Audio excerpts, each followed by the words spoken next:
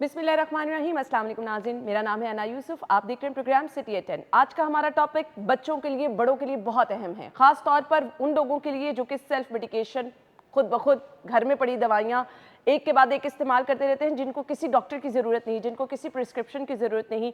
Programme के आगाज़ में रिक्वेस्ट होगी गवर्नमेंट ऑफ पंजाब से भी, जब भी किसी भी मेडिकल स्टोर पे बच्चों की, बड़ों की दवाई, ख़ास तौर पर एंटीबायोटिक अगर कोई लेने जा रहा है, मुस्तनद डॉक्टर की प्रिस्क्रिप्शन जिस पे डॉक्टर का नाम लिखा हो, जब तक वो नहीं, मेरे ख्याल से इस चीज़ को रोकना चाहिए कि हम वो मेडिसन आराम से दे रहे हैं। यहाँ पे ट्रेंड है, आप किसी भी फार्मेसी पे चले जाएं, आपने जो भी एंटीबायोटिक लेनी है आप नाम बताएंगे, लेके आ जाएंगे विदाउट एनी प्रिस्क्रिप्शन।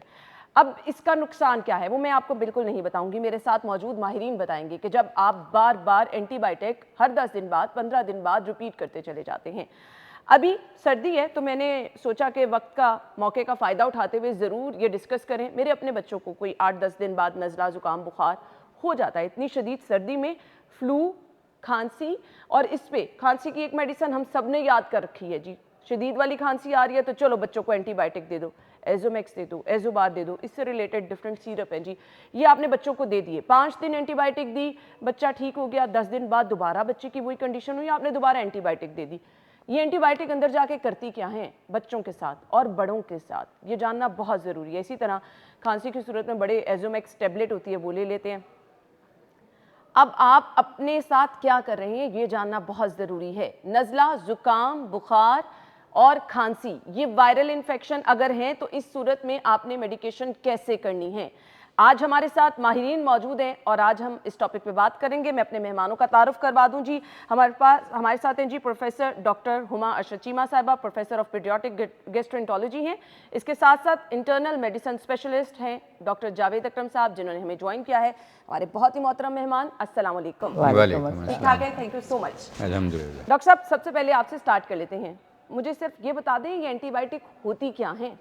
देखें अना, आपने बड़ा अच्छा इंट्रो में कह दिया कि एंटीबायोटिक्स का जो अब्यूज़ है, और एंटीबायोटिक पीटर फ्लेमिंग ने ईजाद की थी बहुत देर पहले, और फिर उसके बाद नई से नई ईजाद होती गई, और ये बैक्टीरिया के अगेंस्ट काम करती हैं। और बैक्टीरिया 90% बैक्टीरिया ऐसे हैं कि जो हमें होते हैं और वो खुद ब खुद हमारे डिफेंस जो अल्लाह ताला ने हमें दिया है, इम्यून सिस्टम, वो क्लियर कर देता है। तो even in bacterial infections, unless के वो जान को ख़तरा डाल रहे हैं, ओवरवेलमिंग हो रहे हैं, हम एंटीबायोटिक्स बिल्कुल यूज़ नहीं करते।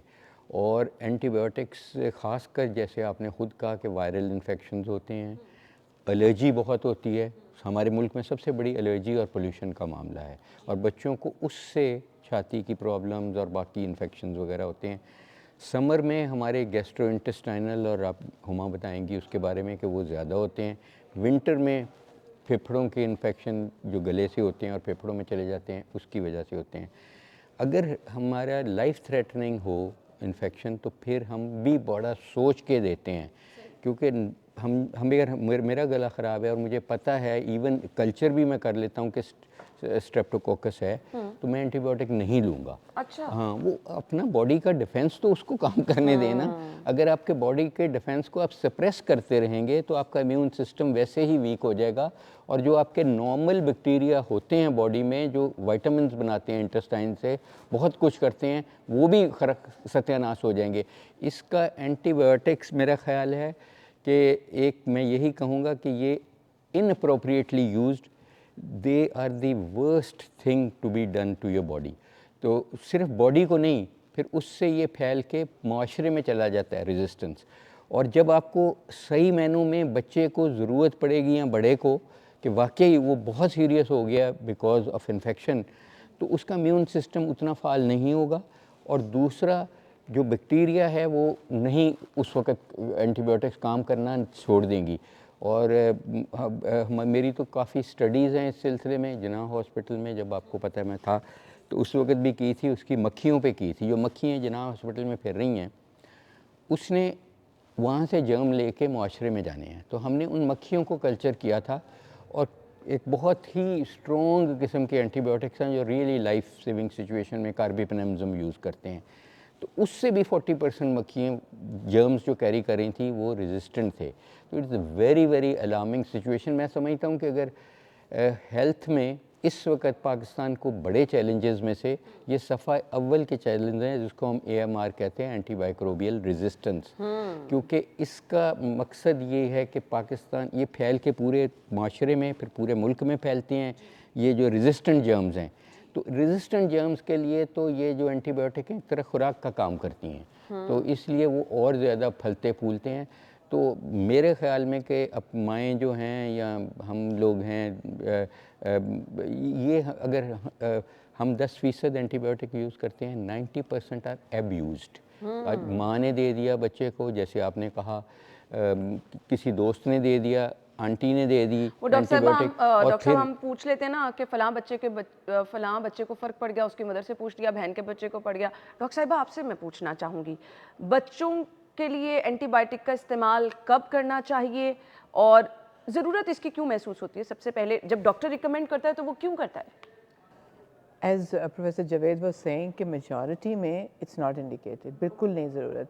देखो, हर बच्चे को अपने फर्स्ट ईयर ऑफ लाइफ से 5 ईयर तक 1-2 वायरल इलनेसेस पेट की होनी है, या अप टू पाकिस्तान में up to 3 in the first year. 1-2 respiratory होनी है, बिकॉज दे हैव टू अपनी इम्यूनिटी डेवलप करनी है। उन्होंने इस तरह वो दुनिया में आए हैं, उन्होंने बैक्टीरिया वायरसेस फेस करने, अपनी इम्यूनिटी बनानी है। सो जो ऑलमोस्ट 85% जो इलनेसेस हैं समर में जो आपके पेट से रिलेटेड हैं, जो डायरिया करती हैं, और जो विंटर में आपको रेस्पिरेटरी इन्फेक्शंस करती हैं, वो वायरसेस हैं। एंड आप के अंदर, और दूसरा ये कि अगर एक मदर एंटीबायोटिक इस्तेमाल करती है और 5वें दिन बच्चा ठीक हो जाता है, तो इट्स नॉट बिकॉज वो एंटीबायोटिक के इस्तेमाल से ठीक हुआ, because this is the duration of the illness. 5 दिन हम उनको, माओं को हम समझाते हैं कि अगर आपके बच्चे को नज़ला है, खांसी है थोड़ी सी, आप अपनी बुखार थोड़ा सा उतार लो, थोड़ी सी चलो एंटी एलर्जिक दे दो, जैसे हमारी आपकी बात हो रही थी सुबह। बट अगर आपका बच्चा आफ्टर 3rd-4th डे आपको लगता है कि उसका सांस तेज़ हो रहा है, या लाइक उसकी ब्रीदिंग में इशू हो रहा है, तो yes, go to the doctor, check कराओ। एंड मे बी आपको वरी हो कि जो स्मॉल 5% ऑफ द चिल्ड्रन के जिनके अंदर आपको एक्चुअली निमोनिया जो बैक्टीरियल टाइप है, तो वो अगर हो रहा है तो। अदरवाइज जो मेजॉरिटी टाइम्स आपके बच्चों को वायरल इन्फेक्शंस हैं, और आप अगर अपने वायरल इन्फेक्शंस में रूटीन एंटीबायोटिक देते हो तो क्या होता है? नंबर 1, आप उनकी इम्यूनिटी लोअर करते हो, आप उनकी नेचुरल इम्यून सिस्टम को टेक ओवर नहीं करने देते हो। दूसरा, all studies have shown that after an antibiotic is given, एक बच्चे को आप एंटीबायोटिक देते हो किसी भी चीज़ के लिए, डायरिया के लिए, रेस्पिरेटरी इन्फेक्शन के लिए, 3 weeks later he has to have something more. Yes. Either so exactly after 3 weeks वो फिर किसी ना किसी चीज़ से either some viral or diarrhea फिर से होगा, he'll go back, he'll get another course. So majority of the time बच्चों को multiple courses in 1 year मिल रहे हैं. And if you look at the research, any child who has received more than 2 courses of antibiotic in the first year of life, उसके immune system पे आपने hit कर दी। And also चूँकि आपकी जो bacteria, the good bacteria जो आपकी body को चाहिए होते हैं, आप उनको किल करते हो एवरी टाइम, जिसको हम माइक्रोबायोम कहते हैं इंटेस्टाइन का, जो हमारा इम्यून सिस्टम का जिससे ताल्लुक है। क्योंकि हमारी बॉडी का सबसे बड़ा इम्यून ऑर्गन हमारे GIT है, स्टमक, इंटेस्टाइन, सबसे ज़्यादा बड़ा इम्यून सिस्टम है। आप उसको परमानेंटली ऑल्टर करते हो, नंबर 1। सो आपका future risk of diabetes, future risk of मोटापा, so some of these kids, yeah, so you have 3 antibiotic courses in the first year, you are 35% more likely कि आप obese adolescent या obese adult होगे, आपको diabetes का risk ज़्यादा होगा। so these antibiotics are a disaster. दूसरी चीज़ ये है कि पाकिस्तान में the 3rd leading cause of death, 3rd leading, आप मेन है मैटरनल और इन्फेंट मोर्टेलिटी निकाल दो, और फिर कार्डियोवैस्कुलर जो हार्ट अटैक्स की डेथ है, number 3 cause of death is resistance to antibiotics. आपका बच्चा या आपका एडल्ट दाखिल होता है किसी नमोनिया या किसी ऐसे ज़ख़म से जो उसको हुआ, या उसका डायबिटिक फुट है, या उसको कोई ऐसी इन्फेक्शन है वाइल इन हॉस्पिटल, कोई एंटीबायोटिक जो कल्चर आता है कोई जरासीम का, उस पर एक्ट नहीं करती।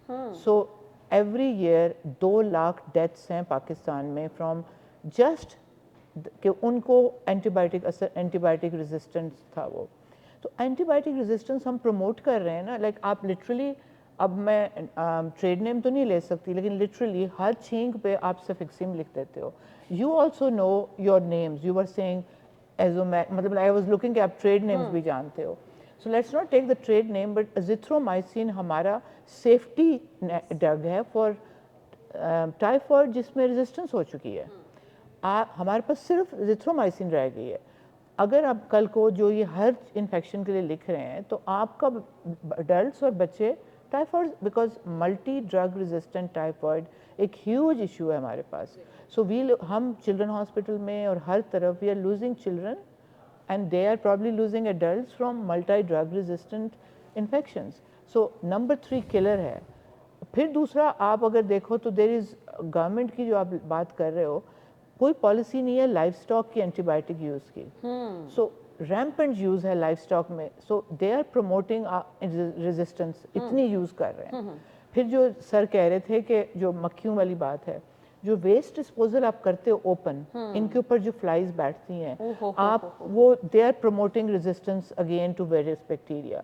सो ओवरऑल कल्चर डेवलप हो गया है हर चीज़ में पाकिस्तान में कि कल को this is we call it a pandemic in Pakistan, it's which government has to tackle really seriously। जो आप बात कर रहे थे, legislations in place, ये चीज़ ख़त्म होनी चाहिए। and mothers should realize कि अगर वो एंटीबायोटिक की वो जो पानी डाल के बनाने लगी है ना, look at the bottle and think 10 times, look at the bottle and say am I killing my child or am I making कुछ मैं अच्छा काम कर रही हूँ गलत कर रही हूँ। because pharmacy से हम कंट्रोल नहीं कर सक रहे, but I can control it from the mothers, the parents understanding। Doctor साहब एक कंडीशन है, क्योंकि मैं खुद भी मदर हूँ, मैं उस चीज़ को फेस करती हूँ, मैं आपसे ज़रूर डिस्कस करूँगी। मुझे ब्रेक का कहा जा रहा है, ब्रेक ले लें, ब्रेक के बाद वापस आते हैं जी, गुफ्तगू का सिलसिला आगे बढ़ाएंगे। स्टे विद अस।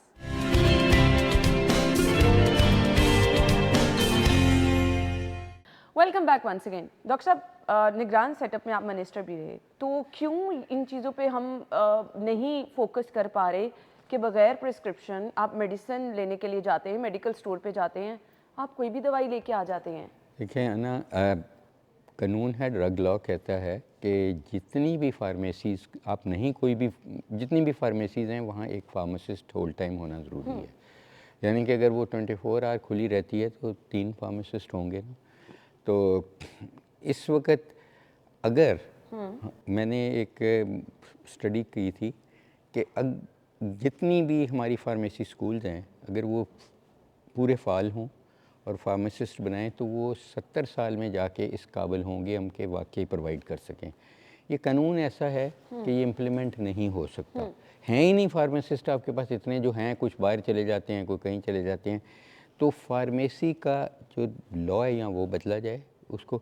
मेरे ख्याल में कि हमारे अननेसेसरी फार्मेसीज़ की क्लस्टरिंग हुई हुई है, मशरूमिंग हुई हुई है। देखें जना हॉस्पिटल है, उधर अपनी फार्मेसी है, मैं उसका चीफ एग्जीक्यूटिव रहा हूँ 5 साल, तो मैंने वो बंद कराई थी।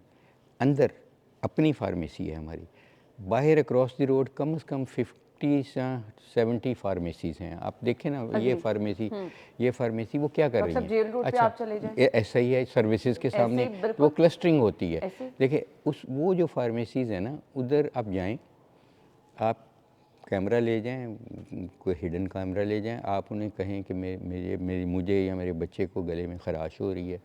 वो एक हवाई चप्पली पहना हुआ मैट्रिक फेल बंदा होगा, वो कहेगा जी ठीक है, एक आपको पैरासीटामोल का कुछ सिरप दे देगा, कुछ गोली दे देगा, साथ उसके एंटीबायोटिक दे देगा, एक एंटी एलर्जी दे देगा, शायद वो ज़्यादा मेहरबान हो तो एंटी मलेरियल भी आपको दे देगा। मैं आपको ये कह रहा हूँ, तो ये गवर्नेंस फेलियर है बेसिकली।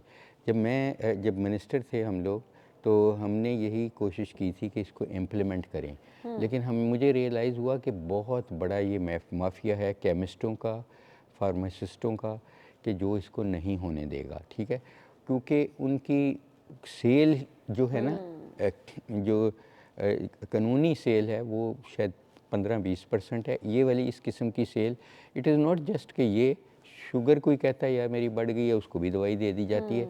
तो मैं ये समझता हूँ कि जैसे हुमा ने बिल्कुल 100% सही कहा है कि आप ये डिमांड ख़त्म करें। और डिमांड कौन ख़त्म करेगा? मैं करूँगा, आप एज ए माँ करोगी, हम एज ए डॉक्टर करेंगे। और ये जो प्रोग्राम है इसका मकसद ही ये है, मैं समझता हूँ कि माँओं को अवेयर करें, हम इसकी डिमांड ख़त्म करें।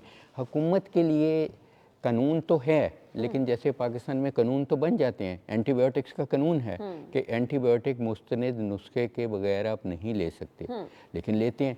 आप ये कह रहे हैं कि हम अगर एंटीबायोटिक्स किलोज़ में यूज़ करते हैं ना डॉक्टर, तो जो पोल्ट्री है या आपका ये वेटनरी है, वो टन्स में उनकी आती है। 90% जो इंपोर्ट हो रही हैं ये जो वो लाइफ स्टॉक की हो रही हैं और एग्रीकल्चर की हो रही हैं। अच्छा, तो उनको जब तक हम नहीं करेंगे ना, ये मैंने एक उस वक़्त हमने स्टडी की थी कि किस तरह हम कर्ब कर सकते हैं AMR को, एंटी माइक्रोबियल। तो उसमें सबसे बड़ा फैक्टर जो था वो पानी में मिक्स हुई थी इन एग्रीकल्चर, और यील्ड बढ़ाने के लिए मुर्गियाँ ना मरें उनको दे रही थे। जो पोल्ट्री हम खाते हैं, जो बीफ खाते हैं, जो मटन खाते हैं, उनमें भी एंटीबायोटिक है। तो दैट इज़ वन एस्पेक्ट। तो इसकी ट्रांस सेक्टोरियल एक कंपेन होनी चाहिए, और इसके लिए कानून, ये क्योंकि प्रोविंशलाइज हो चुका है सब्जेक्ट, तो प्रोविंशियल गवर्नमेंट को चाहिए कि अब वो इस वक्त, क्योंकि उनके पास लेजिस्लेशन भी है, हमारे पास नहीं थी, हमें तो रोक देती थी ब्यूरोक्रेट हर दफ़ा कि जी ये काम ही नहीं आप कर सकते, बड़े एम्बिशन थे हमारे, लेकिन मोस्टली हमारे पास लेजिस्लेशन नहीं था। We were supposed to conduct election transparent way and go home. तो लेकिन अब तो हुकूमत माशाल्लाह काफ़ी फाल भी है, लेकिन ये चीज़ इग्नोर्ड है। आई होप इस प्रोग्राम के बाद हुकूमत का इस तरफ ध्यान आए कि इसकी इन्फोर्समेंट कैसे करनी है, और ये इन्फोर्समेंट ट्रांस सेक्टोरियल होगी खाली। और फिर सबसे बड़ा, इस वक्त आपके लाखों क्वैक बैठे हैं, और क्वैक्स इतनी ज़्यादा एंटीबायोटिक एब्यूज़ करते हैं कि आप सोच नहीं सकते। वो तो दिहाड़ी उनकी इसी वे लगती है कि फ़ौरन ठीक हो जाए।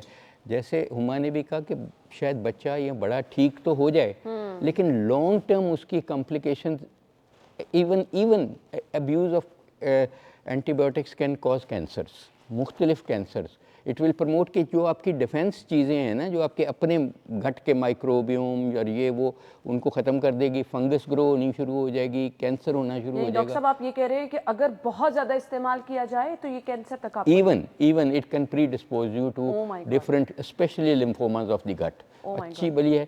मैंने एक स्टडी पब्लिश की थी, और कोई भी आपका देखने सुनने वाला उसको गूगल करे, मेरा नाम और टाइफाइड करे तो मिल जाएगी। PLOS ONE बहुत अच्छा इम्पैक्ट फैक्टर जर्नल है, उसमें पब्लिश की थी।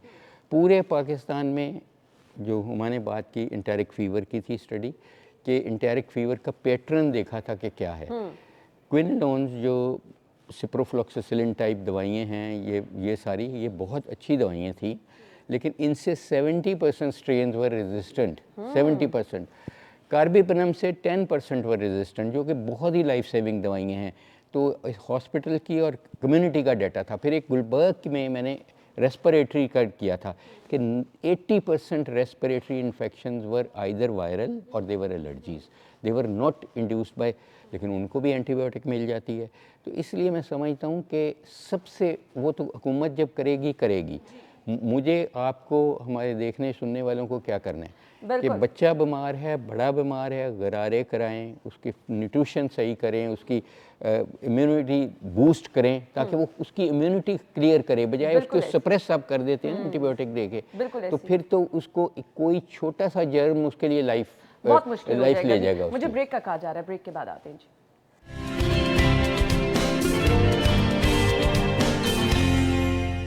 Welcome back once again. Doctor Huma एक बड़ा नाम है जी। जब भी चाइल्ड स्पेशलिस्ट की बात होती है तो डॉक्टर साहिबा का नाम सर फहरिस्त आता है। चिल्ड्रन हॉस्पिटल में मेरे ख्याल से किसी भी तारुफ की ज़रूरत नहीं है, डॉक्टर साहिबा का नाम हमेशा सबसे पहले लिया जाता है। डॉक्टर साहिबा, बच्चा रात नहीं सो रहा, मुसलसल खांसी कर रहा है, और वो 1 मिनट भी जिसको कहते हैं सांस नहीं बच्चा ले पा रहा, फीड नहीं कर रहा, ऐसी सूरत में एंटीबायोटिक ना दें? आपने उसकी प्रायर हिस्ट्री भी देखनी है कि मोस्टली अगर उसको बहुत तेज़ बुखार नहीं है, सांस तेज़ नहीं है, और दिन को वो थोड़ा सा बेहतर होता है, और ये दिस इज़ फॉलोइंग ज़ुकाम नज़ले का एपिसोड, तो मोस्ट कॉमनली ये एलर्जिक खांसी है। इसको हम कहते हैं हाइपर एक्टिव एयरवेज। बच्चा लेटता है तो starts coughing, early hours of morning, फजर के टाइम खांस के उल्टी कर देते हैं बच्चे ना कई दफ़ा। So that is not a reason कि हम उसको एंटीबायोटिक दें। नेबुलाइज़र करें, उसको नेबुलाइज करें, उसको ब्रोंकोडायलेटर दें, और डॉक्टर को चेक करा सकते हो। अक्सर ऐसे बच्चों को प्रीवियस हिस्ट्री होती है कि उधर नज़ला लगा और ये रात की खांसी शुरू हो गई या छींकों के बाद शुरू हो गई, सो देन आपके पास नेबुलाइजर पेरेंट्स ने रखा होता है। दूसरा आई वुड से कि ऐसे बच्चों को अक्सर when I sit with a family I advise them कि बेटा आपके घर में they are allergic to dust mites, ठीक, सो कारपेट निकालो अपने कमरे से और मेक श्योर कि वहाँ पे उसकी मौजूदगी में आप झाड़ू नहीं मार रहे हो, डस्ट नहीं उड़ा रहे, यूं यूं यूं करके डस्टिंग कर रहे हो, पर्दे आपके साफ हों, प्रेफरेबली ब्लाइंड्स हों। सो डस्ट माइट एलर्जी जो है वो फिर जो आप बाहर लेके जाओगे पार्क्स में एंड ऑल, तो पॉलन्स और ये जो फॉग है एक एलर्जिक बच्चे को और प्रीडिस्पोज करता है। So this is mostly allergy. लेकिन वार्निंग साइन सिर्फ ये अपने याद रखो कि अगर बच्चा साथ में तेज सांस ले रहा है, इवन इन एस्थमेटिक चाइल्ड जो सांस तेज इसका हो गया है, उसको हॉस्पिटल लेके जाओ। जब आपको ब्रीदिंग रेट तेज लगे या लगे ये चीज़ जो है ये अंदर जा रही है, अच्छा। जब वो ब्रीथ करता है and he is in difficulty, या यू नो उसको बार बार उठ के वो he is trying to breathe, खींच के सांस ले रहा है, so you need to then visit your paediatrician and see कि ज़्यादा चेस्ट में ज़्यादा तो नहीं ब्रोंकाई जो कंस्ट्रिक्ट हो गए and you beyond the nebuliser हमें हो सकता है स्टीरॉइड्स देने पड़े, हमें कोई और कुछ देना पड़े, और या इस कंडीशन में खुद से कोई मेडिसिन दे देना ये जो आप बता रही हैं, बिल्कुल I don't think so, not at all. I would not advise कि आप घर में एंटीबायोटिक शुरू करो, नेबुलाइज करो, ट्राई टू स्टेबलाइज हिम, उसको 2-3 दफ़ा ऊपर नीचे नेबुलाइज कर लो, देयर इज नो हार्म, आप अपने नेबुलाइजर से within space of 10 minutes बार बार नेबुलाइज कर लो, it's safe. But then if you think is not getting better, तो आप please antibiotic is not the solution there at all, then you go see your paediatrician, या फिर अगर सांस तेज है तो आप इमरजेंसी ले जाओ, okay, get him examined. But normally ये जो थोड़ा सा जिसमें सांस तेज नहीं है, दिस इज वेरी कॉमन, खाऊं खाऊं खाऊं, सुबह बैठ के उल्टी कर रहा है, but that's just allergic cough mostly. तो इससे परेशान होने की जरूरत नहीं। डॉक्टर साहब ने बताया कि आपने क्या करना है। डॉक्टर साहब, पेन किलर भी बहुत लोग इस्तेमाल कर लेते हैं और एम ही करे जाते हैं, वो उसका भी बहुत ज़्यादा नुकसान होता है। सर दर्द हो रही है, कमर में दर्द हो रही है, फलां डॉक्टर ने कहा था, फलां बंदे ने कहा था कि अच्छा चलो पेन किलर ले लेना, तो पेन किलर क्या करती हैं?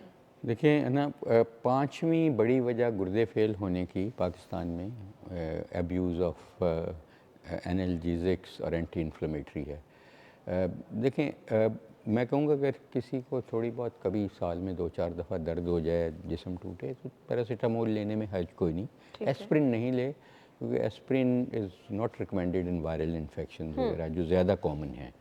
तो पैरासीटामोल लेने में तो कोई हर्ज नहीं, डॉक्टर से पूछने की भी ज़रूरत नहीं है, और वो ओटीसी हैं, सारी दुनिया में ओटीसी हैं, लेकिन उनके भी मकदार लिमिटेड होनी चाहिए। ये नहीं कि वो रोज़ की 20-20 गोलियां लेंगे तो उनका लिवर पे इफेक्ट होगा। तो इसलिए एक आधी गोली लेने में कोई हर्ज नहीं है। लेकिन अगर आपको परसिस्टेंट पेन है तो उसकी कोई वजह है ना। पेन जो है ना, वो उसको सप्रेस तब आप करें जब आपको उसकी वजह पता चल जाए। देखें, अल्लाह ताला ने एक निज़ाम पैदा किया है कि आपके कुछ जिस्म में कोई चीज़ होती है तो कोई ना कोई उसकी अलामात हो जाती हैं। तो और खुदा ना खास्ता कोई दिमाग में कोई ऐसे इन्फेक्शन है या दिमाग में, तो उसकी हेडेक होगी, सर दर्द होगी, तो उसको ट्रीट करें, ना कि पेन को।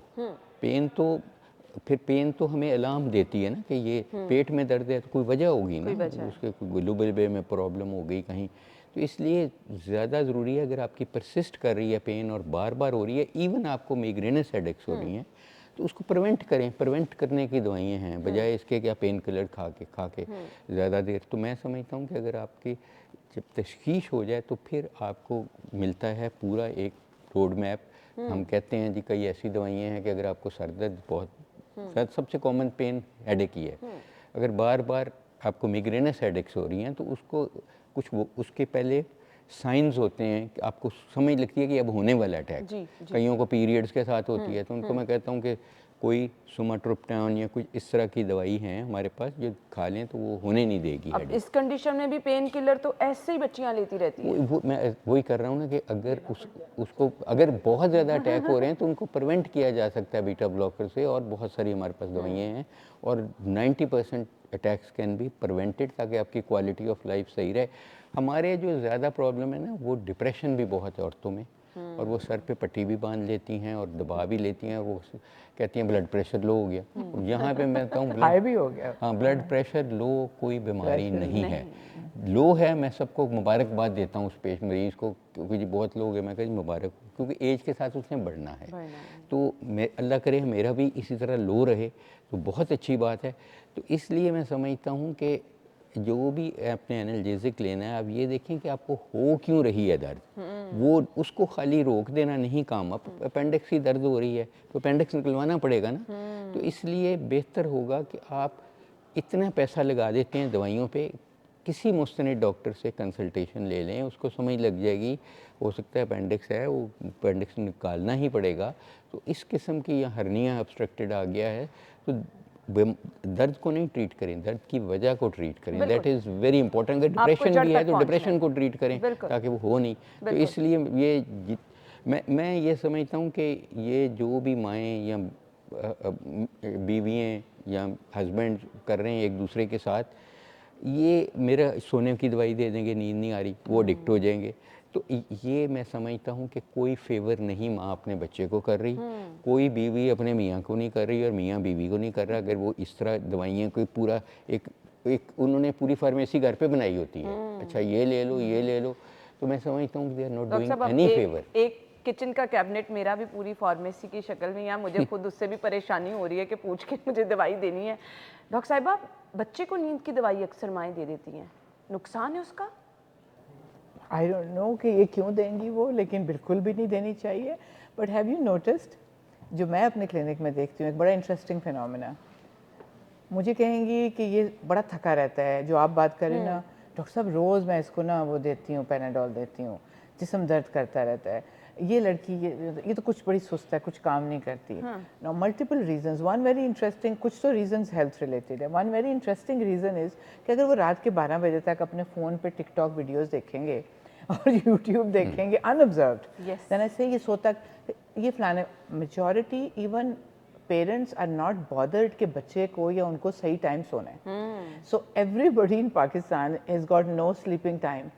12 बजे सो रहे हैं, मतलब बिजनेस कम्युनिटी तो आती रात को है और उनके बच्चे सारे उनको मिलते हैं और 1 बजे तक जागते रहते हैं, फिर वो सारा दिन स्कूल में सोते हैं, उनके जिस्मों में दर्द होती है। And they are on this social media, tick tick tick tick. Even in my clinic while the mother is talking, उसको छोटे को फ़ोन दिया है, टिक टिक टिक टिक करे चला जा रहा है। सेकेंड, वैसे हेल्थ रीजंस भी हैं, but I look at mothers and children, हमारी जितनी आयरन डेफिशिएंसी है ना पाकिस्तान में, मतलब इट्स फिनोमिनल। हर औरत, हर बच्चा, it's so much iron deficiency, anaemia जो है। अब अगर आप आयरन डेफिशिएंट हो, आपका जिस्म भी दर्द करेगा। विटामिन डी डेफिशिएंट हो, which is also pretty common, तो भी आपकी बॉडी एक करेगी। बट आयरन डेफिशिएंट भी हो, फिर आपकी इम्यूनिटी भी कम होएगी, आप थके भी रहोगे। और एज सो मदर्स, चिल्ड्रन, ना स्लीपिंग आवर्स है, ना न्यूट्रिशनली वो प्रॉपर है, और न्यूट्रिशनली नहीं है प्रॉपर, लेकिन women आर गेटिंग फैटर, वो obese हो रही हैं एज और एक्सरसाइज कोई नहीं। अब घर का काम करना भी कोई एक्सरसाइज नहीं है कि सारा दिन वो हांडी पका रही हैं, वो इधर से चमचे हिला रही हैं, दे जस्ट गेटिंग टायर्ड। सो मतलब प्रोफेसर जावेद साहब को मैं कहूँगी कि थोड़ी सिंपैथी करें उन वेमेन से कि जो बॉडी एक्स कह रही हैं at the end of the day, because really उनके पास सर तो शेप्स जाके बड़े मतलब अच्छा सा जिम करते हैं, they don't have really time to even go, and they are not guided कि भाई तुम्हारी दिस इज नॉट एक्सरसाइज, बैठ के हांडी में डोई चला रहे हो, and so they are getting fatter, and फिर वो रियली और bored watching TV, so are the kids, और सबके जिस्म में दर्द हो रही है, और वो माँ at the end of the day वाकई अपना माइग्रेन वाला वो सर बांध के, हस्बैंड भी बोर हो रहा है आगे कि क्या बैठी हुई है अपना सर बांध के। But then yes, there are real causes for it, and there are causes जो क्रिएट की गई हैं by our lifestyle. Yes, exactly, that's true. बिल्कुल। ब्रेक ले लीजिए, ब्रेक के बाद आते हैं तो फिर आगे गुफ्तगू करेंगे। स्टे विद अस।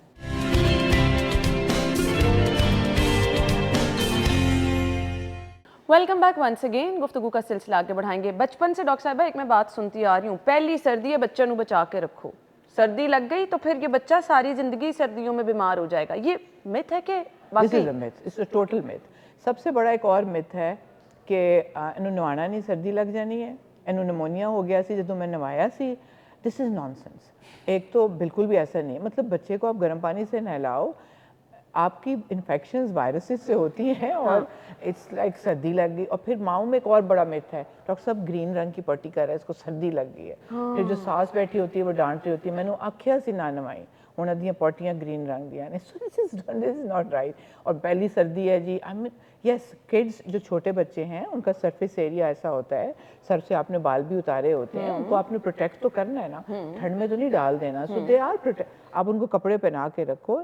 छोटा baby needs an ambient temperature जो बिल्कुल एक हमसे थोड़ा सा ज़्यादा है। डॉक्टर साहबा इतनी लेयरिंग बच्चों को कर इतनी देते ज़्यादा हैं। लेयरिंग करते हैं।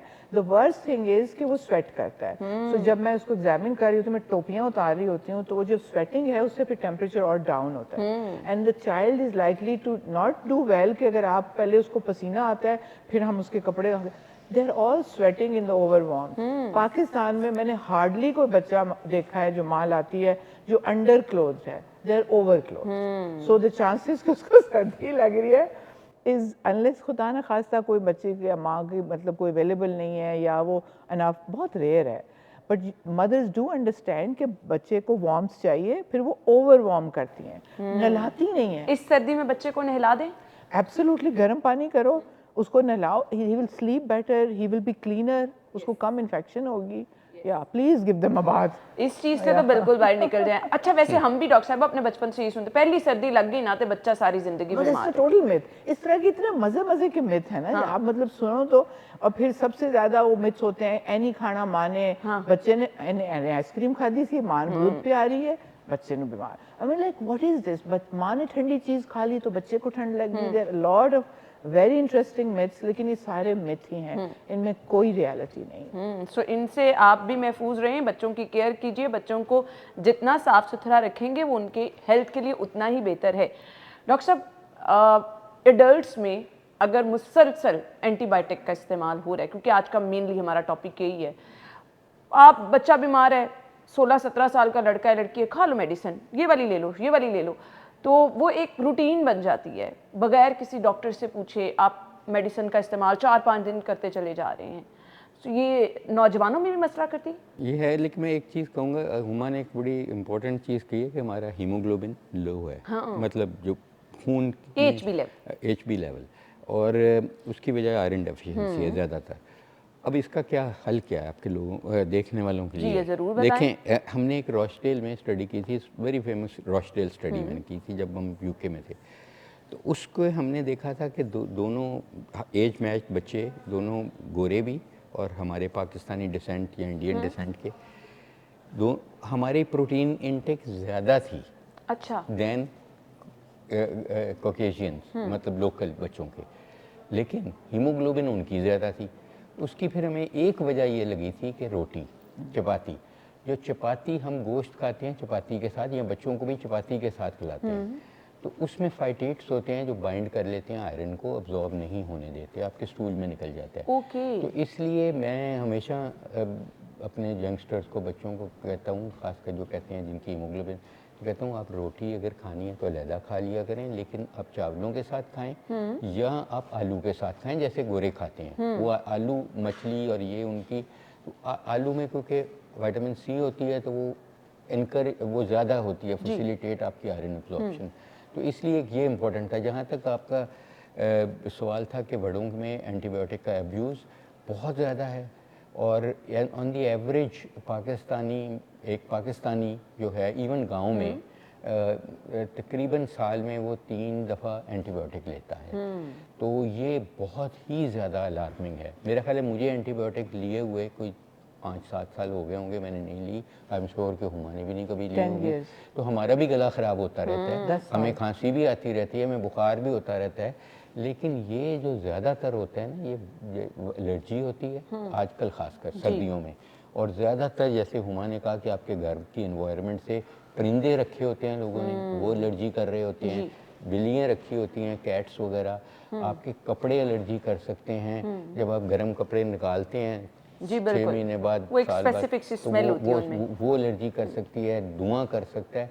तो ये एलर्जीज़ को तो वस करेगी आपकी एंटीबायोटिक्स। और इसी तरह वायरल इन्फेक्शन जो होते हैं, जो इकट्ठे, क्योंकि सर्दियों में ये ज़्यादा होते हैं, क्योंकि हम ज़्यादा लोग एक कमरे में रहते हैं, उसी को गर्म कर लेते हैं। सुई गैस का मामला है, बिल का मामला है, तो एक कंजेस्टन बड़ी होती है, एक से दूसरे को वायरस लग जाती है। फ्लू वायरसेस बहुत कॉमन है। तो फ्लू वायरसेस में तो अगर आपको एक डॉक्टर सोचता है देने का तो हम एंटी वायरल देंगे, हम ये तो एंटीबायोटिक तो कभी भी नहीं देंगे। तो ये मैं समझता हूँ कि ये सबसे ज़्यादा अपनी बॉडी को जो डैमेज कर रहे हैं आप, वो एंटीबायोटिक से कर रहे हैं, और वो बिल्कुल इनजडिशियस यूज़ है, यहाँ रिक्वायर्ड नहीं थी, आप उन्हें दे रहे हैं। उससे होगा ये कि खुदा न खास्ता आपका एक्सीडेंट हो जाता है, गंदगी में कोई गिर जाते हैं छत से या रोड साइड एक्सीडेंट, उस वक्त जब एंटीबायोटिक आपको देनी पड़ेगी कि अंदर गंद चला गया बॉडी के, तो वो इनफेक्टिव होगी। और जैसे हुमा ने कहा कि आज एक एंटीबायोटिक आप लेंगे तो आपके जो गट के नॉर्मल बैक्टीरिया हैं, जो आपकी हेल्दी गट के लिए गुड बैक्टीरिया, देखें हर बंदा आजकल आपको पता है मोटापे के टीके लगा रहे हैं जी, बगैर पूछे ही लगाई जा रहे हैं। ऐसे ही ठीक है, मैं उनका नाम नहीं लेता, सबको पता है, मेरे से ज़्यादा सब लोगों को पता है, ये सब आपके कैमरा को पता है कि जी नाम ले लेंगे। वो चीज़ जो आप लगा रहे हैं इतनी महंगी और इतने साइड इफ़ेक्ट्स के साथ, वो आपकी गट बनाती है, K cell L cell small intestine के बनाते हैं, GLP भी और GIP भी दोनों बनते हैं, वो ख़त्म कर देते हैं। आप एंटीबायोटिक लेके आपकी गट लीकी हो जाती है और गट के सेल्स डिस्ट्रॉय हो जाते हैं, और उनको वापस आने में साल लगता है। जो आपने गट को बिल्कुल, तो वो जो एबनॉर्मल चीज़ें हैं ना, वो ग्रो करनी शुरू कर देती हैं। एक बैलेंस ज़रूरी तो आप है। ये देखें, ये ज्यादती हम अपने साथ अल्लाह ताला ने जो बैलेंस बनाया ना, उससे डोंट प्ले विद इट। वो अल्लाह से बेहतर कोई डिज़ाइन नहीं था कर सकता। वो उसको हम कभी भी वापस रीस्टेब्लिश आपके गट के माइक्रोबोम को नहीं कर सकते, और वो बहुत बड़ा रोल है उसका। जैसे हुमा ने कहा, डायबिटीज़ में, हाइपरटेंशन में, मोटापे में, ब्लड प्रेशर में, कैंसर में, हर चीज़ में उसका रोल है। अगर वो बड़ी खतरनाक चीज़ें हैं जो डॉक्टर साहब बता रहे हैं, प्लीज़ इन पे गौर कीजिए, एंटीबायोटिक का इस्तेमाल कम कीजिए। डॉक्टर साहिबा, मेरे पास टाइम कम है, फ्लू वैक्सीन अभी इस दौरानिया में बच्चों को लगवा सकते हैं? या यू आर लिटिल लेट अगर अभी लगा रहे हो, लेकिन जनरली हम विंटर शुरू होने से पहले रिकमेंड करते हैं। जो उस साल वर्ल्ड वाइड सबसे common flu, because it keeps changing, आपकी स्ट्रेन चेंज होती है, ये वायरसेस चेंज होते रहते हैं, तो आपको दोबारा जो उस वक्त कॉमनेस्ट स्ट्रेन है वर्ल्ड का, वो आप राउंड अबाउट अक्टूबर सितंबर आप लगवाते हो, ताकि आपको विंटर आपकी, ये हर फ्लू से नहीं प्रोटेक्ट करता। मैं पूछने वाली थी, बच्चों को फ्लू बिल्कुल नहीं होता इसके बाद? नहीं, ऐसा नहीं है। ये सर्टेन स्ट्रेन्स हैं जो ज़्यादा बुरे हैं, एल्डरली के लिए भी और बच्चों के लिए भी, सो उनको प्रोटेक्ट करता है, लेकिन सारे तो नहीं। अब बहुत सारे पैराइन्फ्लुएंजा और दूसरे वायरसेस हैं जो इलनेसेस, फिर भी एडिनो वायरस भी कर सकता है, इलनेसेस कर सकते हैं, लेकिन वो जो सीवियर फ्लू वायरसेस हैं जो उस वक्त, जो उस साल के सबसे कॉमन है, उनके लिए it will protect you. So I think लगानी चाहिए। सिर्फ you have to be careful obviously कि ये लाइव वैक्सीन होती हैं, तो कुछ बच्चे जिनमें इम्यून डेफिशिएंसी होती है वो नहीं लगा सकते, बाकी सब लगा सकते हैं। But one more thing which I did want to say to you is regarding the use of, हम सिर्फ ब्लेम नहीं कर सकते पेरेंट्स को या फार्मेसिस्ट को। आई वुड से कि हमारे अपने डॉक्टर्स भी बहुत लिखते हैं। सो अगर मैं एक बच्चे की फाइल देखती हूँ जो मेरे पास आता है, तो आई सी के 1 साल का बच्चा या 2 साल का, उसकी मल्टीपल विजिट्स हैं टू हिज चाइल्ड स्पेशलिस्ट, और हर विजिट पे एक एंटीबायोटिक तो जनरली लिखी होती है। सो आई थिंक इसमें parents are not to blame just, and pharmacies only are not to blame, the system, और बट हम डॉक्टर्स भी ओवर प्रिस्क्रिप्शन के मारे हुए हैं Pakistan. Exactly. So we are over prescribing, that is why ये circuit जो है वो इस तरह चल रहा है। So we should also look into that. बच्चे को इंजेक्शन लगवाना चाहिए? बिल्कुल भी नहीं लगवाना चाहिए। एंटीबायोटिक के टीके आर द, अगेन वो आपने अच्छा हुआ मेंशन किया है। अगर एक डॉक्टर आपको कहता है ना आप कि इसको आप ये, मैं इधर टीका लगाता हूँ कल दोबारा out, think twice about it, because अगर वो इतना बीमारी नहीं है कि हमें हॉस्पिटलाइज करना है, इन एनी केस आपको टीका लगाने की बिल्कुल ज़रूरत, उसका कोई एडवांटेज नहीं। आप कहें कि डॉक्टर साहब हमें सिरप दे दें, हमने टीका नहीं लगवाना, अपार्ट फ्रॉम द फैक्ट के risk of hepatitis is there, पता नहीं नीडल ठीक है कि नहीं है। एंटीबायोटिक को आप टीके, एंटीबायोटिक की अपने रिएक्शंस हो सकते हैं, जिस तरह आप ब्लड लगाने को मजाक नहीं समझते हम, एंटीबायोटिक के टीका भी मजाक नहीं, रिएक्शन से आप उधर ही सेंसिटिविटी हो सकती। ओरल इज सेफर स्टिल, मतलब आपको मुझे ओरल दे दें, लेकिन आपका रिएक्शन हो सकता है, इट्स यूजलेस, हेपेटाइटिस या किसी और वायरस की ट्रांसमिशन हो सकती है। बिल्कुल मैं इसको एक्सेप्ट नहीं करती अननेसेसरी इंजेक्शन। डॉक्टर साहब, बड़ों में इंजेक्शन, लोगों को लगता है ना इंजेक्शन लग गया तो सुकून हो जाएगा, आराम आ जाएगा फौरन, जल्दी दवाई खाने से नहीं आराम आएगा। देखें, एक्चुअली डॉक्टर्स जो हैं, हम सारे जो क्वालिफाइड डॉक्टर्स हैं, दे सकम टू प्रेशर माँ बाप का या बीवी का या अपना उनका, कि वो चाहते हैं कि हम 1 या 2 दिन में ठीक हो जाएं, ऐसे और ये वो समझेंगे कि अगर एंटीबायोटिक हमने नहीं दी, वो किसी और डॉक्टर से लिखवा लेंगे या खुद खा लेंगे कि जी उन्होंने नहीं दी। अब उनके उसका हल क्या है? हल ये है कि डॉक्टर्स के पास थोड़ा टाइम हो, वो उनको एक्सप्लेन करें, उनको कॉन्फिडेंस में लें, उनको एजुकेट करें। इस ये हमारी कमज़ोरी है अगर हम नहीं करते। अगर लाइन लगी हुई है तो फिर हुमा आई नो माशाल्लाह इसकी सबसे बहुत बड़ी प्रैक्टिस है, तो शी वर्क्स टिल 2 AM और वॉट एवर। उसका मतलब ये है कि ये टाइम दे रही है, ये उनको सबको भुगता सकती है 1 घंटे में। बिल्कुल, she doesn't, she counsels them, तो that is much more important than that prescription. वो तो लिखना ईजी बात है। मैं तो कई दफ़ा मरीजों को बिलीव नहीं कहता हूँ, वो खुद ही शुरू हो जाते हैं, ये दे वो। मैं कहता हूँ जी ए पेंसिल ले लो, ए प्रिस्क्रिप्शन तकलीफ कर लो। वो ऑनेस्टली मैं कहता हूँ, फिर वो शर्मिंदा होते हैं That कि नहीं happens, नहीं that definitely ऑनेस्टली मैं happens. उन्हें हमेशा कहता हूँ कि ये पेंसिल ले लो, कि लिखो आप ही। अच्छा, ये उनको भी लोग, हमारी पब्लिक अवेयरनेस बहुत इम्पॉर्टेंट है। हमारी अनफॉर्चुनेटली इधर नहीं है पब्लिक अवेयरनेस। हमारी एजुकेशन नहीं सिखाई जाती हमें बिल्कुल आप ठीक कि है, हमने बीमार भी होना है, हमने भी होना है, हमारे बच्चों ने भी होना है, हमारे बुजुर्गों ने भी होना है। तो इसलिए मैं समझता हूँ कि अगर हम प्रिवेंटिव एस्पेक्ट्स करें, जो अपनी इम्यूनिटी बेहतर करें, अपने घर का माहौल बेहतर करें, वो ज़्यादा। हमारा तो मज़हब इतना खूबसूरत मज़हब है कि मैं जितनी भी तारीफ़ करूँ कम है, कि सफाई निस्फ़ ईमान है। वो सफाई अगर आप अपनी ज़िंदगियों में ले आए ना, तो आपको एंटीबायोटिक की कभी ज़रूरत ये नहीं सबसे पड़ेगी। बड़ी बात आपने कही, हैंड सारे वॉशिंग, मसाइल हल। हाथ धोना, खाने से पहले, खाने के बाद, ये आपको टाइफाइड का चांस बहुत कम हो जाएगा।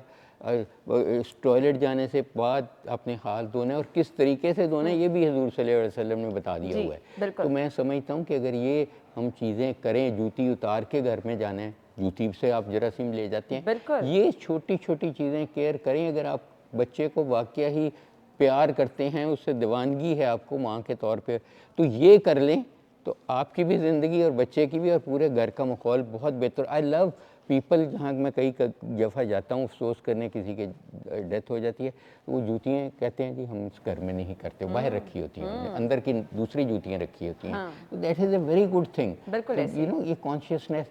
फिर दूसरा जो मसला है हमारे मुल्क का, वो वाटर क्वालिटी है कि हम 1947 से लेके अब तक कोई भी गवर्नमेंट, कोई हुकूमत ऐसा नहीं कर सकी कि बंदा नलका खोले और पानी पी ले। बिल्कुल आपने क्योंकि ठीक वो भी जर्म से आलूदा साफ होता है और पानी पैसों का एंटीबायोटिक से खरीदना भी पड़ता है आलूदा डॉक्टर होता है साहब। वो। ये 2 चीजें कर लें, हैंड वॉश, हाइजीन का ख्याल कर लें, साफ पानी, बहुत सारी बीमारियों से वैसे ही आप महफूज रहेंगे। बाकी एंटीबायोटिक का इस्तेमाल कितना खतरनाक है, ये कौन कौन सी बड़ी बीमारियों का पेश खैमा है, ये हमने आपको प्रोग्राम में बता दिया। तो प्लीज़ इनसे दूर रहें, किसी भी एज में ये रिकमेंडेड नहीं है। बहुत बहुत शुक्रिया, थैंक यू सो मच। इजाज़त दीजिए, अल्लाह हाफ़िज़।